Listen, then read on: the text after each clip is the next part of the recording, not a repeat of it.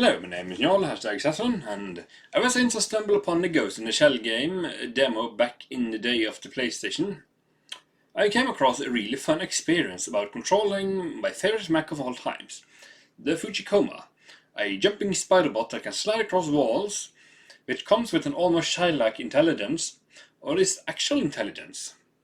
These tanks comes equipped with a machine gun, cannon and ability to cloak themselves, and yes, I have a Ghost in the Shell here. It's a lovely story. And these comes with machine gun, a cannon and ability to cloak himself. One of the things the author never quite explained how it works. The game is fun, short and exciting. The other games...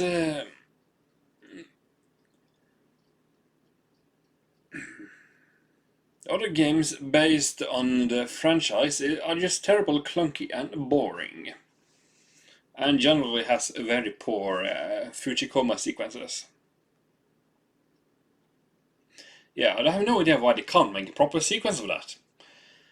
It's a nimble vehicle with room for a pilot. Anywho, the manga starts off with Section 9 coordinating a police raid on a bunch of people talking politics.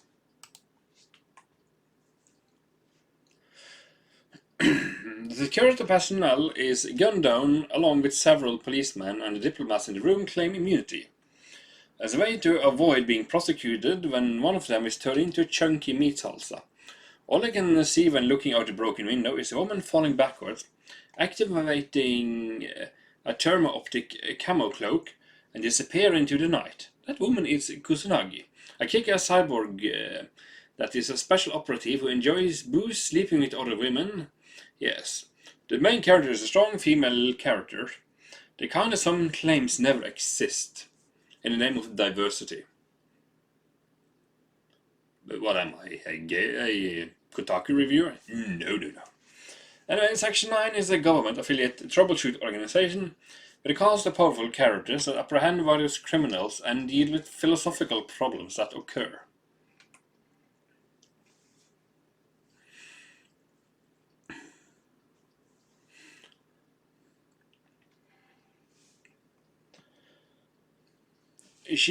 Such as apprehending a terrible person running a sweatshop, using children as slave labor, and yeah, the future depicted is not so very bright, that's for sure.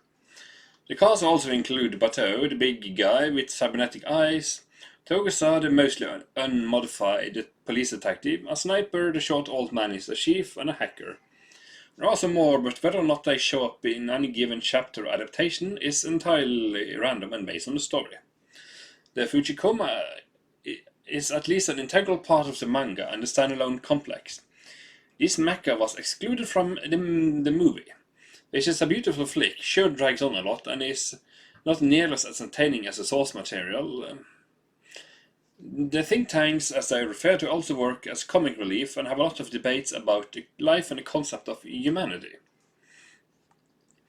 Despite the numerous spin-offs and stories told in the universe, I don't think there's any direct adaptation of the manga at all. Even the movie just distilled elements of it into a beautiful package, one that slows to crawl and has a very weird sequel. The Hollywood sequence movie is just another half-baked adaptation to take the bigger dump on the franchise and Angry Seagull. The manga is called Ghost in the Shell after all, and deals with the idea of the soul being a separate entity that simply resides in a shell. In this case, the shell is mostly referring to the artificially made bodies and the fact that everyone connected to a huge information grid, and that most people have a cybernetic brain case, which further expands upon the underlying discussion going on.